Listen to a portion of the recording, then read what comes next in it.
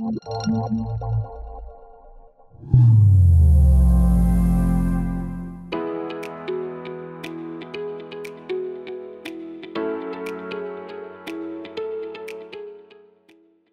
have such different perspectives on technology adoption. And so I was hoping we could start maybe by each of you sharing a bit about that origin story of your respective company. What was the problem you uncovered, and how did you go about developing a technology solution to solve it? And Catherine, I'll come to you first. Let's hear a bit more about Semios' story. Great, thanks, Erica, and hello, everyone. So Semios was founded in 2010 by university professor, chemist, and entrepreneur Michael Gilbert. It was initially started as a pheromone-based mating disruption solution. So it's basically a greener alternative to chemical pesticides, so disrupting the mating of pests to improve crop yields. But over time, we've grown from that original product. That is still a core product that we have, but we now offer precision agriculture tools which utilize IoT networks and machine learning to gather data and insights in a comprehensive platform. So with the variety of solutions that we have, we currently cover over 100 million acres globally with our technology to help farmers in countries as far as Australia, some in Europe, and a heavy base in the United States. That's fantastic. Eric, can you tell us a bit more about how you ended up, and I know there's a bit of a history to this, about how you ended up bringing AI to the seafood industry? Yeah, I mean, I think we have a bit of a unique origin story as a company. So I was born in Tofino, raised in a commercial fishing family in Ucluelet. So my father was a fisherman, grandfather, great-grandfather. I commercially fished my way through high school and university. And one of my cousins, about 15 years ago, a commercial fisherman in Ucluelet, suggested that he wanted to build more trust with consumers so that consumers would know where their fish came from. Fishermen are not being recognized for the risks they're taking, for the hard work they're doing. And so he approached EcoTrust Canada, a nonprofit that I was working for, and we decided to set up an MVP 15 years ago. And it was a simple consumer app allowing consumers to trace the origin of their seafood. It was pretty simple. So we got a lot of traction, and I ended up traveling all around the world trying to implement this. I mean, literally, I was in the mangrove swamps of the Amazon. I was in the Robinson Crusoe Islands, about 600 miles off the Chilean coast. I was in the Malukus, or Spice Islands, of Indonesia. And we were trying to implement this solution, and it was very difficult to implement consumer tracing of fish. And the reason for that was because really the supply chain and the seafood manufacturers, the processors, weren't digitized. They were hand labeling, hand writing everything, and the information systems were just really extremely archaic. So around 2015-16, we decided to pivot. Instead of focusing on this consumer app, I decided to switch to what I call digital plumbing. And that's basically trying to lay the digital pipes in the global supply chain so that we can have data flowing from fish farms or fishing vessels all the way to the consumers. So we started getting traction at EcoTrust Canada. In 2018, we decided to spin the company out into a for-profit company. So EcoTrust Canada is one of the largest shareholders of our company, an environmental group based here in Vancouver. And so we collect a lot of operational data. So for instance, one of our customers is a tuna cannery in Ecuador. They produce about 2 million cans a day of tuna. And we're collecting about 20 to 30 million data entries a year from that cannery. So you can imagine with all of that data, we could potentially extract more value out of that data by using AI, machine learning. What patterns can we see in the data? Because the one thing about the seafood industry, right, when there are a lot of variables that affect quality and production. I mean, when you pull fish out of the ocean, you don't know where, exactly the quality, the size of it, the treatment on board the boats. So a lot of production and quality outcomes in seafood are really unpredictable. And what we're trying to do is use those very large data sets to make the industry a lot more predictable. The other thing that we're doing is that everybody can imagine there's a lot of visual inspection in the seafood industry. We all go to the grocery store, we look at the fruits and vegetables we buy, before we buy them. And so we've also integrated computer vision technology in our stack just to do automated inspection. So in a tuna cannery, they're maybe, inspecting a small fraction of the cans. With our technology, they can inspect, and take photos of 2 million cans a day. Every can can basically be inspected. So it was kind of a long journey. It's been about 15 years, but we're now, I think, leading the industry and bringing AI to the processing and supply chain sector. That's a fascinating story, and how you started with that consumer view around traceability, and then had to, as you say, lay the plumbing or the foundations to make that even possible. Yeah. That's a huge amount of work. And interestingly, we actually just brought our consumer app back. We actually dropped it, but now we've brought it back because we have enough supply chains and customers that are interested to share their data. So it came full circle in the end. That's fantastic. All right, can you tell the audience a bit more about Ideon's path in the mining space and the work that you do? Yeah, certainly, Erica. Thanks for the intro. It's a pretty cool origin story from my perspective. Certainly, our core technology is called muon tomography, and you're absolutely right. We're using subatomic particles from space to image deep inside the Earth. The technology's actually been around since the 50s, and so it was actually used in the 70s to find hidden chambers in the Great Pyramids. And so our origin story was a gentleman called Brian Powell, who was working in the mining industry in Western Canada. And he had read about this muon tomography technology being used in volcanology, the study of volcanoes. And he actually had the curiosity to go and pose the question to Triumph, Canada's National Particle Physics Laboratory here at UBC. He posed the question, could this technology be used for mineral exploration and mining? And thankfully for us, somebody at Triumph said, we're not sure, but we'd love to find out. And so that really kicked off a desktop study, a proof of concept that happened over at Myra Falls on Vancouver Island. We tested the technology, kind of through from 2011 through to 2020 with major mining companies. And really, I joined the company. It became Ideon in 2020, just as it spun out of the government lab. And now we're commercializing that technology with the top mining companies all around the world. And so it's a very BC Canadian story of how fundamental research at government labs created a core technology in partnership with the mining industry.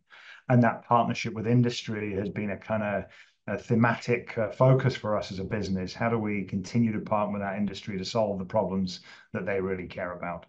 And so, a long journey. So 2011, we think the first desktop study was undertaken. And here we are in 2024, heading at an alarming rate into 2025 now, deploying this technology all around the world. Pretty cool story, and one of those kind of overnight things. I wouldn't say a success story. We're not there yet for sure, but certainly made a lot of progress over the last few years. That's fine. That's fascinating that the technology was finding like riches in the pyramids maybe, and now I'm looking under the ground for other types of riches there. Great. Well, Sonia, I'd love if you could tell us a bit more about Landshare and the LTSA, because I think that, folks might be familiar with some of the other brands here or companies at the table. But your story is one that I find absolutely fascinating, and I'd love for folks on the line to hear more about it. Okay, thanks, Erica. What a great panel. Our origin story is not quite as exciting, I don't think, but land titles have been around for a long time, dating back for BC. The land title office officially existed, I think 150 years ago was when the first sort of transaction took place. So we as a land title office have been around for a long time, but we as Landshare supporting the LTSA has actually only been in existence for about 15 years. LTSA a little bit longer, since 2005. So we were created more to help the LTSA modernized land title system. So if anyone has purchased property or tried to sell property in BC, they may remember a time when you would have to go and stand at the land title office to submit applications. When we were created, it was basically to say, okay, can we help modernize and make improvements so people don't have to wait for hours in lines and wait for months to get applications kind of processed. We've come in to help. I mean, like I said, it doesn't sound like a lot, but when we've got 2.2 million properties that are titled across British Columbia, with about 80,000 transactions taking place in terms of property transfers a year, having a modernized system that can absorb applications and be automated and processed quickly has been a big, I think, help kind of across the ecosystem. We run a pretty good system. It's actually one of the envies kind of as far as the jurisdiction goes. Across Canada, but also across many global entities as well. But it's not just about applications and application processing. It's about all the systems that kind of support land titles and survey systems. And we're actually moving forward in continuing to do more electronic processing, being able to look at land information, aggregating this information, and to continue providing accessibility and security for land information. The kind of stuff that we're doing right now is actually getting into more of that, leveraging digital identity and creating security for these transactions when they're taking place. So like I said, like as far as the origin story goes, it goes back into very basic. We must help uphold and provide sort of security and accessibility for these transactions. But it kind of happens behind the scenes, and most people, I think, end up accessing it at some point or another. Yeah, it's fascinating. And I mean, wonderful to see that innovation. You had your own challenge to meet and developed the technology to support it. That's awesome. And so my next question for the four of you is around, we consider all of your kind of industry sectors, more traditional industries that you serve. And certainly within each of your respective spaces, there's a lot of physical requirements to deal with. And often a combination of maybe hardware and software is needed to deliver your solutions versus a strictly SaaS solution. So I'm curious, how much does that physical component play a role in the technology solutions that you've developed? And Gary, I'll come over to you first. Yeah, good question, Erica. It plays a very substantial role. Now, first of all, as you rightly say, we're in the business of designing, developing, producing hardware that is really key to unlocking proprietary data that we can get that gives us a unique perspective on the customer's area of interest. Now, over the last few years, hardware's always been hard, but certainly in a post-COVID era, where supply chains were completely disrupted, producing hardware become extraordinarily hard. And so we had to wade our way through that, chip shortages, supply chain disruptions. Even when we produced the sensor, then trying to get the package of sensors to a customer site, further disruption. So just the physical act of building hardware and getting it to the place where you wanted it was extraordinarily hard. And then really for a bit of context, at Ideon, we are working with the largest mining companies in the world on some of the largest critical metals mine sites in the world. And so in mining, safety is number one priority. Safety quickly followed by productivity. And so if you can imagine a new technology, even though it purports to offer great advantages, the hurdles that you have to step over in order to get approval to be able to even get on one of those mine sites, let alone deploy your technology deep underground, connected to the mine network, not getting in the way of production, et cetera, et cetera, et cetera, is a hugely complex undertaking. And so the amount of stakeholder management that has to be done at just one of these sites to engage the safety team, the electrical team, the production team, the geology team, and so on and so on. And so, yeah, we view the difficulty of the physical world, both in producing our sensors, but then getting our sensors deployed where we need them to be in order to collect that proprietary data that offers the customer a great advantage. There are, quite a few hurdles that have to be navigated, and to get to that point. And then when our team shows up on site, our team has to work to the highest standard of the most safety orientated customer of the group. And that's a role we take very seriously, because our technology can be the best in the world, but if we don't show up safely and with the appropriate practice, we are offsite in a heartbeat. It is not even a consideration to remove a vendor from site. And so we have to perform at an extraordinarily high level in all those dimensions. In fact, on the hardware production side, my co-founder Doug always reminds me, he said, look, when you're in the SaaS software business, when you make mistakes, you hit delete. When you're building hardware, there is no delete button. Well, the delete button remains redesigning a part, re-engaging the supply chain, waiting for it to arrive, et cetera, et cetera. And so, yeah, way more complexities. But for us, what it really offers the opportunity is to bring unique perspectives to the customer's table. And that's what makes all of that hardness worthwhile. Absolutely. I've often looked for the undo button in life myself. I'll say that. Catherine, I'll come over to you next. And I believe earlier you said 100 million acres of land is what you have in terms of where Semios supplies your technology. So what does that mean in terms of hardware and deployment? Yeah, so we don't have 100 million acres that all have IoT, because we do have a SaaS offering as well as our physical devices. But we do have a significant amount of acres with IoT on it. So, SaaS presents different challenges, but the physical side of it, very similar to what Gary said. We are our own manufacturer, so we do our design engineering. We do outsource some parts of it, but we also internally do some of the manufacturing itself. So we're vertically integrated. We also do our own installation. Until this year, actually, we offered our services as hardware as a service, so a HaaS model. We are actually branching out next year to offer both models of purchase versus HaaS.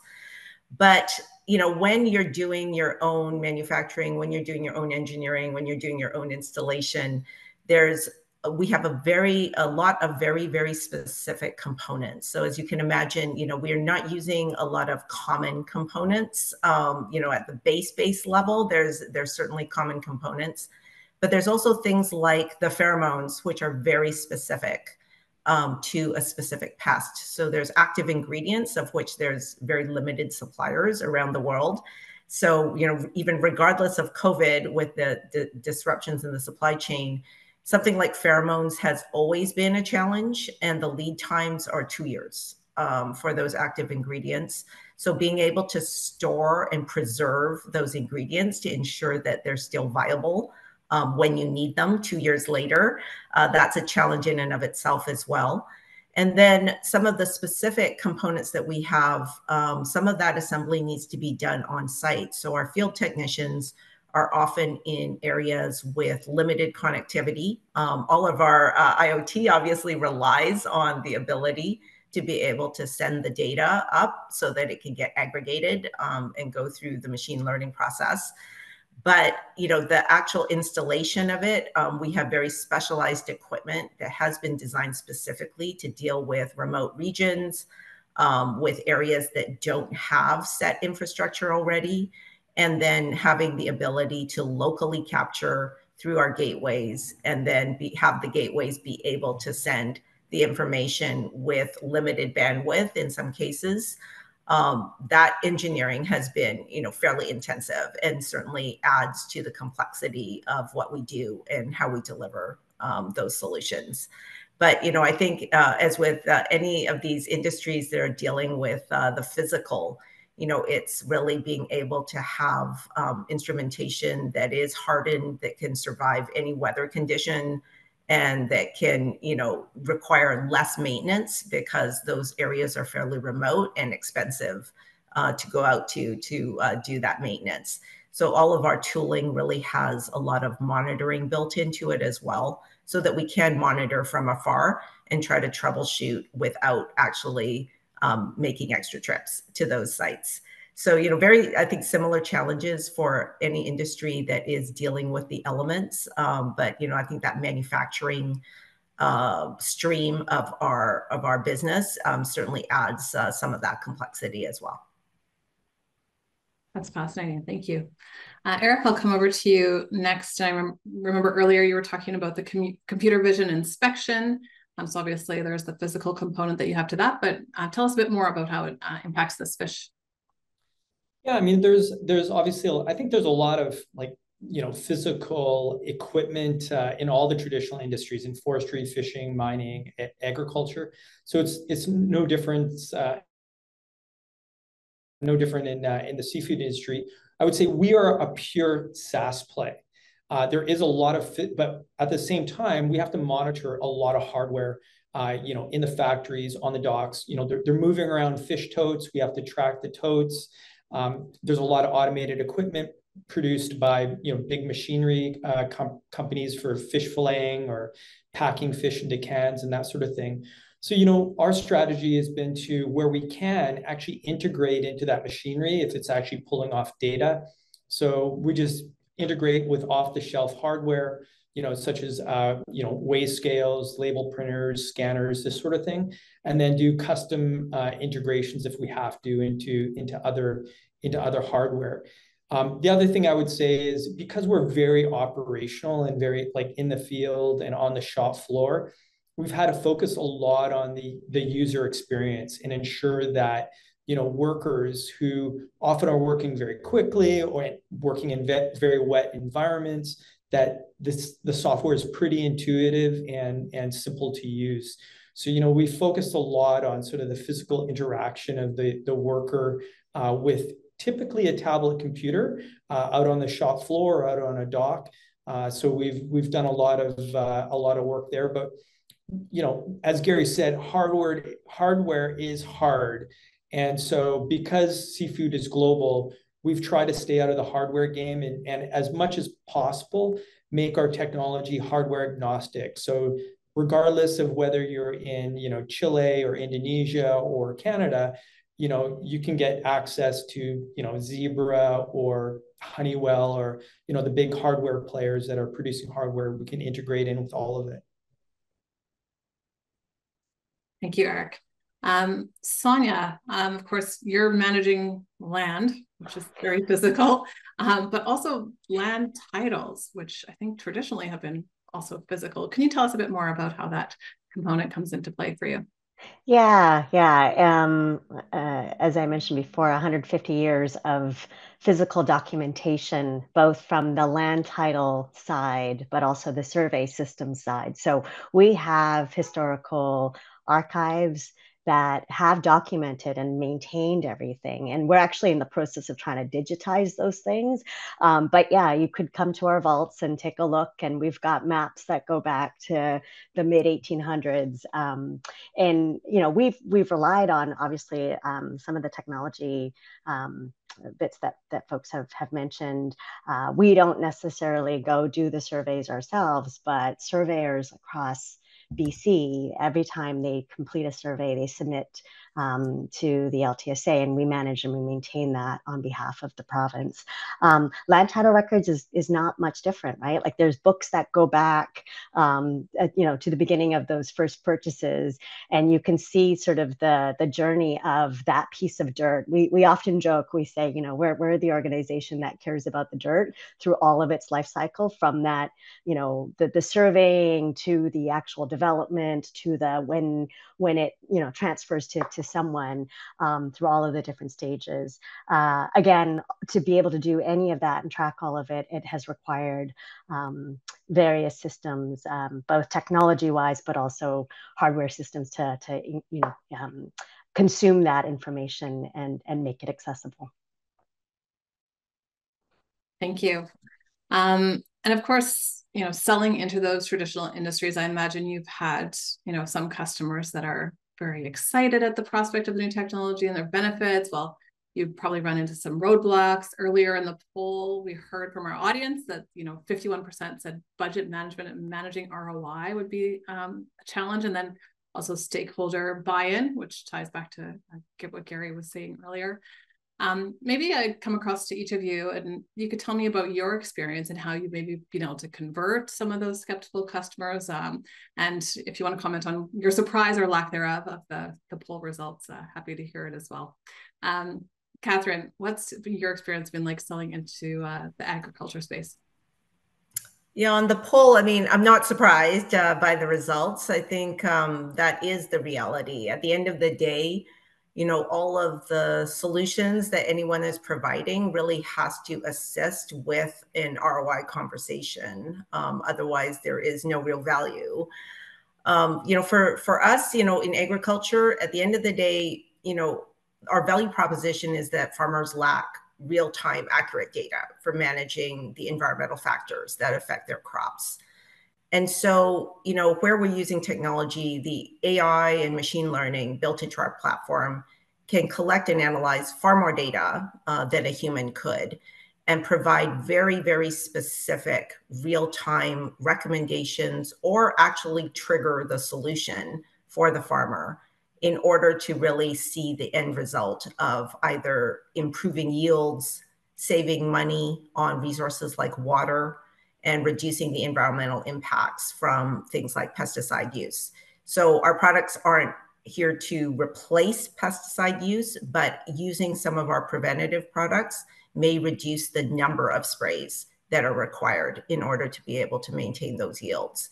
So for example, we have traps that capture flying pests, and we actually take pictures within those traps and send the pictures back to our entomologists internally so that they can confirm the type of pest which would be linked to certain diseases within the crops. That ability to be able to kind of track and manage that then can direct, the best solution, the best timing for some of the preventative measures that the farmer is using in their field.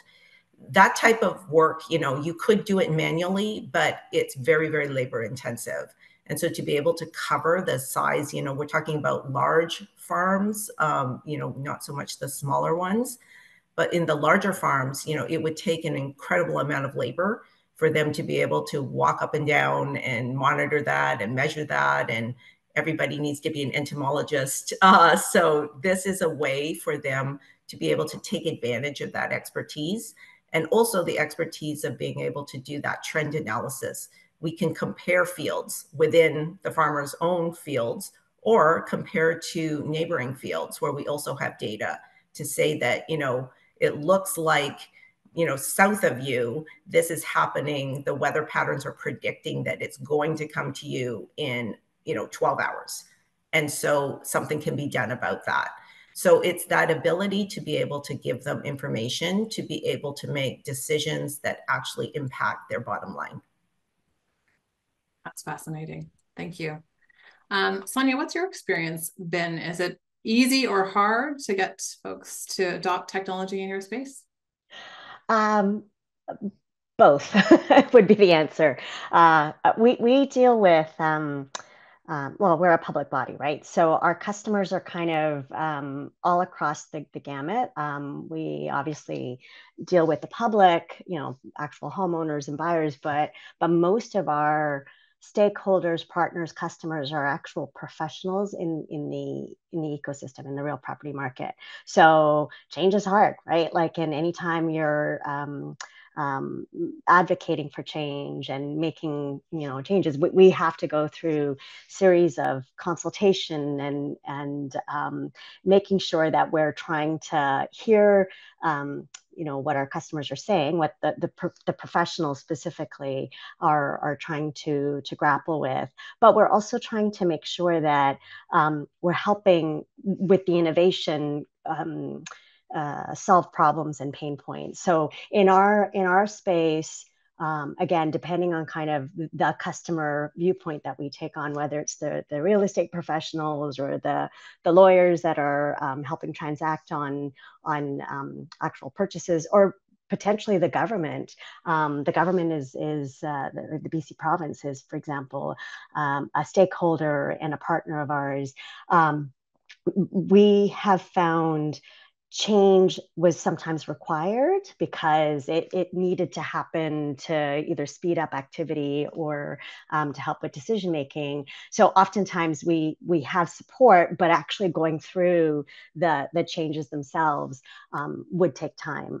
Even our modernization that we embarked on 10 years ago, we had to do it in stages. We had to do it kind of in an iterative approach, like, which is not unlike, I think, what others have probably experienced kind of in rolling out activities. But for some of the stuff that we're looking to do right now over the next 10 to 15 years, we know that it's going to take a lot of time. It's going to take a lot of consultation, change management, communication, all that stuff. But again, if we're doing change just for the sake of change, that's not enough. We need to be helping solve problems. And in our space, the problems are around increased transparency. It's about improving decision making. It's about reducing fraud. Believe it or not, real estate tends to be a target for a lot of fraudsters trying to do some pretty scary things. And so being in front of that, making sure that we're advocating for things where we're maintaining the security but also providing accessibility is the kind of stuff that our customers and our stakeholders are supportive of, but when they're actually witnessing it, it can be tricky. Yeah, absolutely. And as I mentioned earlier, you guys are really a leader. So I know other jurisdictions are still very much like physical kind of paper based. And so it's really, as a British Columbian, I'm very happy to hear that we're leading the charge on innovating in that space. That's excellent to hear. Eric, what's your experience been in the seafood industry? Building the case for that ROI and convincing those more skeptical customers. What's that been like for you? Oh, sorry, you're just on mute, Eric. Apologies. Yeah, it's been challenging. I mean, I would say that seafood is a very traditional industry. I mean, I like to say that it's kind of one of our last vestiges of our hunter-gatherer society, right? I mean, people are actually going out and hunting at an industrial scale, animals out in the ocean. So the industry has traditionally been resistant to change. At the same time, it's a very family-run industry still. I mean, a lot of the protein sectors like chicken, pork, beef, highly concentrated now in terms of corporate ownership. Not true with seafood. A lot of family businesses, whether that's in Vietnam or Canada, it's still a lot of domination of small family businesses.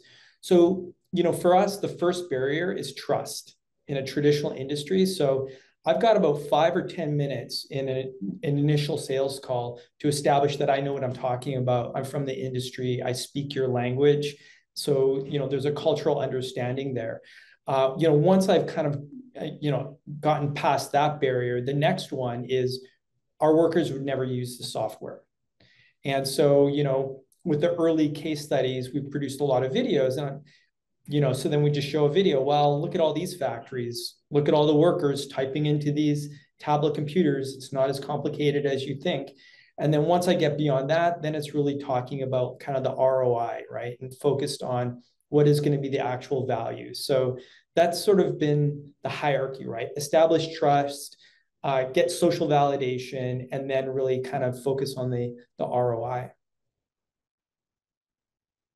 That's excellent. Thank you, Eric. And Gary, you touched on this a little bit earlier, how hard it is to get into some of these mining spaces and how safety is at the front of their decision making. But I would love to hear your comments on this. Yeah, a little bit like Eric, a couple of comments Eric made really resonated. And so mining, very traditional industry. It's in the bottom quartile of all vertical markets in terms of technology adoption. This industry thinks and operates in decades, not in years or in months. And so, yeah, the context is a very traditional industry that I wouldn't say people are resistant to technology, but the complexity of the system that they work in is extraordinary. And while it may seem obvious to change this piece of technology for that piece of technology, what I think founders and startup scale-ups have got to be very mindful of is, what are the risk implications associated with implementing a new technology? And often, even though there can be a good upside, the downside risk to production or safety is so great that the customer is not willing to take the risk. And so, look, there's a phrase I like, which is, transparency builds confidence and trust. And so the way we show up to our customers is very transparent about the technology, what it does, what it doesn't do. One of the phrases we always use is, look, if it's a marginal project, we're going to tell you it's a marginal project, because we don't want to be involved in marginal project. We're a young company. We want, knock it out of the park success stories to be able to share with the industry. And so, straight away, giving the customer confidence that you're going to be honorable in terms of the recommendations and advice you give.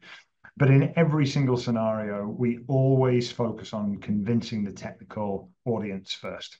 Now, whether you come in at the CEO, the vice president of exploration, or in at the janitor, the technical audience has to be convinced of the merits of your technology. And so for us, that's job number one.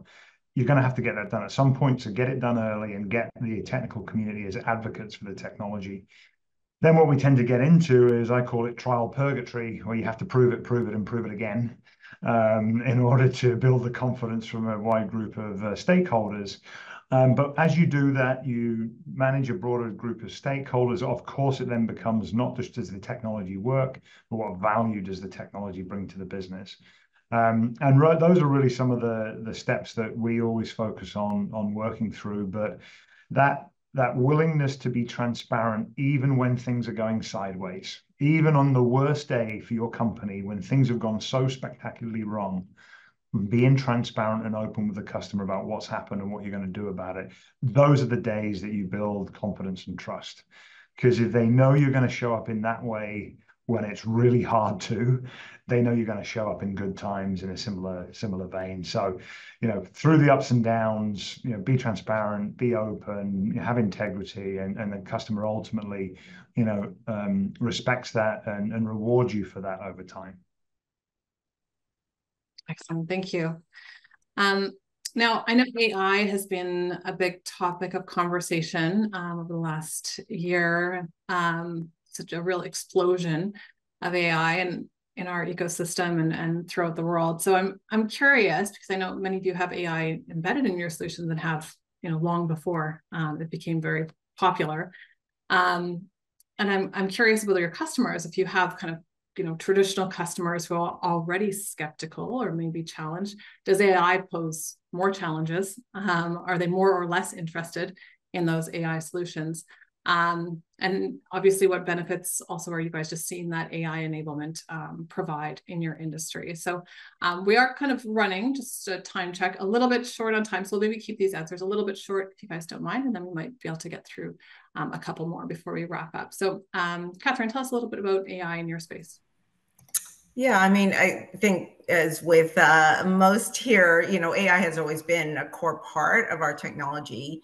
But I think what we're looking at is incorporating things like Gen AI into some of the more visual aspects of our solution. So in our management dashboard of our farm management information system, we can use things like Gen AI to be able to surface recommendations in a sort of an easier to use way, easier to consume way, and then also have the ability for our farmers to interact with us.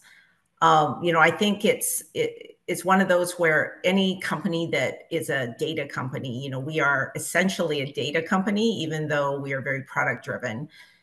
As we collect that vast amount of data, we see sort of unlimited potential for AI to be able to transform and aggregate that data and deliver insights, and perhaps even turn the data into its own product. I think there's potential for adjacencies in our industry with the data that we're collecting, where there would be some interest from other industries in that same data, but perhaps manipulated or analyzed with a slightly different lens. And this is where I think AI can come in and help to do that without a lot of extra engineering or extra work on our part. If we're able to apply that technology in a smart way, we would be able to derive more value from our own data. Excellent. Gary, how does this impact mining with your decades of data? Yeah, literally decades. And that data is siloed organizationally, technically, and over time. And so that's an enormous problem for this industry that technical experts in mining companies spend an extraordinary amount of time on data prep and trying to pull analysis together. And of course, with Gen AI and the ability to use language to be able to interrogate vast volumes of data in a very user-centric way, I mean, wow, what a superpower we can now apply. So the customer doesn't have to wade through like SQL queries and those sort of things. Just conversationally tell me the most prospective area in my mine site where I should put my next drill hole, as an example. And so, yeah, we're applying machine learning, large language models, muon tomography, and multi-physics are the kind of 4 technologies. But AI is the one that kind of takes those other 3 and really makes it very user-centric in terms of the ability to get the answers that they want from a vast amount of data that, they spent millions of dollars collecting over time. But the person who collected it and was passionate about it has long since left the organization, and it's gathering dust in a CSV file somewhere on somebody's laptop. And so part of our role is to untangle all of that, make it easy for the user to be able to get to the answers they really care about. Now you're mining the data. Literally, we are unlocking enormous treasure at every mine site. Amazing. Sonia, how's AI playing a role in your space? Yeah, it really is all about the data. We're still very early days in terms of leveraging AI, but we had a few years ago embarked on an experiment with Simon Fraser University. I don't know if people are familiar with discriminating covenants, but this is a thing that goes back to, again, beginning of kind of land title records. Discriminating covenants are often restrictive covenants that were written in at some original point in time that would restrict the purchase or sale to individuals based on ethnicity or gender and that kind of stuff. And crazy enough, these things still exist. They're not legal. They've been struck, but finding the discriminating covenants has been a challenge, because if you remember, we go back 150 years. We have documents and records that have not been all fully digitized. But as we're going through the digitization process, we actually were leveraging AI to help search and seek out certain covenants so we could actually try to mark or strike them. It was a very preliminary example of how AI can help, even in the space of land titles. And it was a success, but we still have a long way to go. But yeah, it was interesting to see how we were able to use the technology to go and try to solve a situation that was quite real in our space. And again, like most people wouldn't, experience them, they wouldn't even know. But if you go back through the titles and see it on your title, it can be kind of a shock. So from a public good perspective, this is one of the things that we're trying to, do to be preemptive. Wow. Yeah, absolutely. I wouldn't have thought of that. But of course, when you go back 150 years, there's a lot of things that could be unsavory, perhaps. Amazing. Eric, and I know, Eric, you've been a member of our AIC Council for years. You've been really active in this space for a long time. So maybe just give us a short view into AI in your space. Yeah, I mean, there's definitely a lot of buzz, and AI is used in parts of the supply chain, like fish farming or aquaculture. There's a lot of AI, not so much in the area we are in, that's supply chain and manufacturing. So, the one thing that I've been doing is, I go to a lot of conferences and I give talks, and I try to explain the different types of AI and the different types of problems that it can solve. So what I'm trying to do is actually empower the industry itself to look around and identify, hey, is this a machine learning problem? Is this a computer vision problem? Is this a generative AI problem? So, I've had, a lot of potential customers coming up to me and actually bringing some problems to me after I've kind of given some basic education on, hey, this is AI, this is how types of problems it's really good at.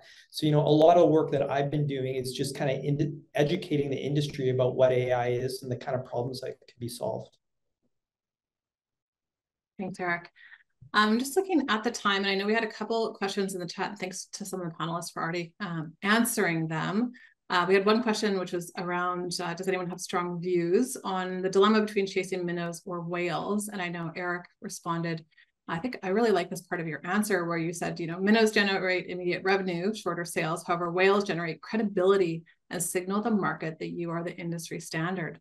So our strategy has been blended. And I think I heard that as well from Gary. I think Catherine, you also, I'm not sure if you have a strategy around the larger versus the smaller companies, but maybe I'll have Catherine maybe answer on this one. Yeah, I mean, I think, Gary, I liked your answer too. I mean, I think you need to do both. I think that at the end of the day, you can have your overall strategic vision, but you have to be able to fund yourself along the way and maybe take some of the lower value add pieces that help support the direction of where you're going. I also think that, it's a risk mitigation strategy. Your big vision may come with pitfalls that you didn't anticipate. And sometimes when you're taking those smaller pieces and maybe taking a smaller scale solution, you can try out certain aspects of that and learn from that and be able to adjust and, kind of preserve your future path while you're operating, along that maybe slightly less strategic path. So it's not just all about the grand vision. I think that's where sometimes the companies get stuck a little bit. You have to be practical and you have to have an operating plan as well as that strategic plan. And maybe I'd just add to that. I totally agree, Catherine. If you're going after the whales, make sure you've got the capital and the patience to be able to do it, because they do not come easily.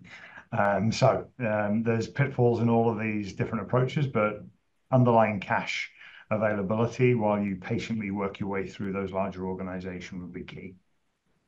That's great. Thank you.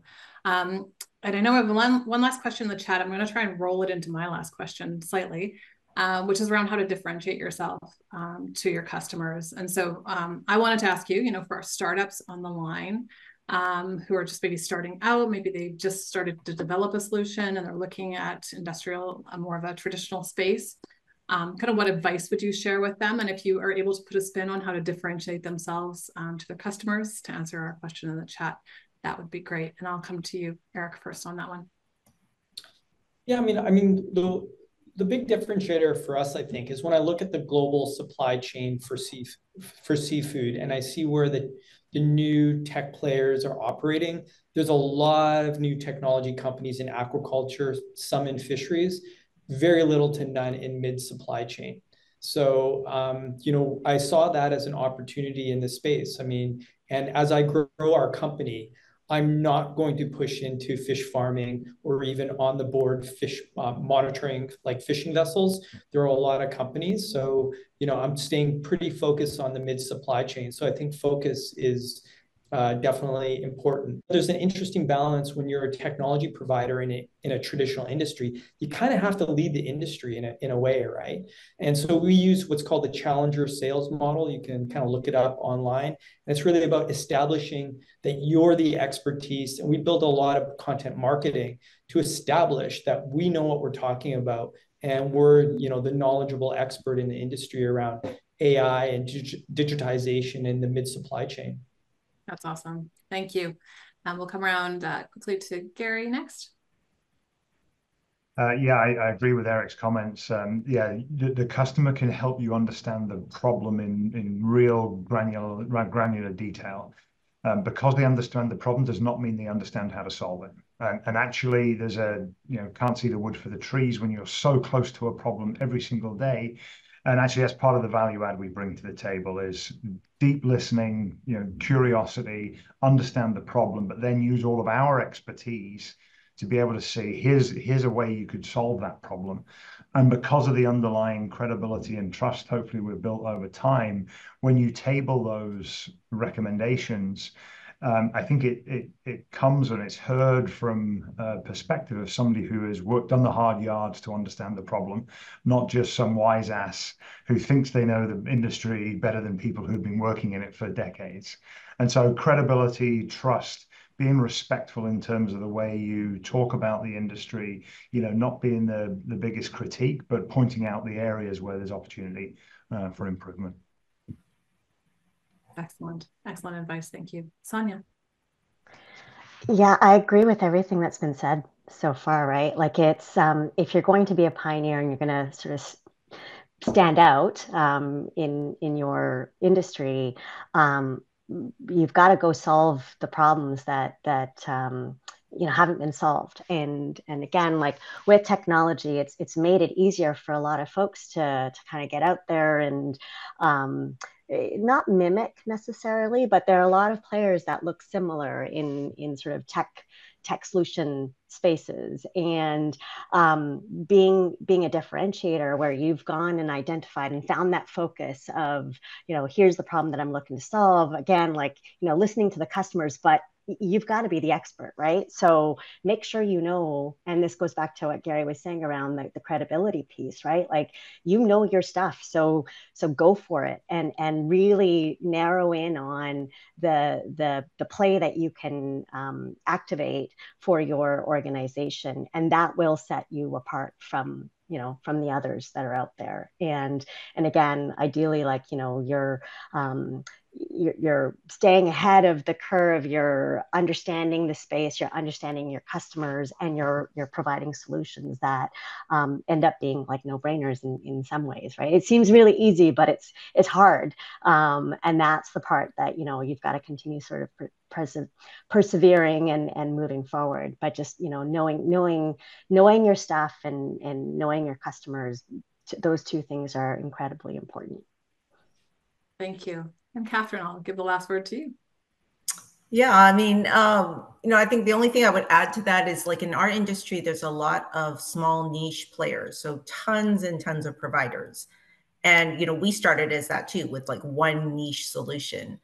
The direction that we're moving in is to be more of an aggregator. And that's why, I referenced our farm management information system. So not only for our own products first, to be able to aggregate that and be able to correlate the information between all these various disparate solutions into one central dashboard, but also to be a platform for partners. And so being able to offer that to other companies as well, to be able to have one spot for everyone to see, for the farmer to see everything that's happening on their farm, whether it's, what they're buying versus, what they're spraying versus, what's happening with their water management, all in one spot, because those are all very, very different solutions. But I think having that software wrapper, that platform around it is something. And so for other companies that are out there, I would say it's the same thing. Look for that hole that, you're facing. Everybody else in your industry is also facing that hole. And can you be part of, helping to fill that gap?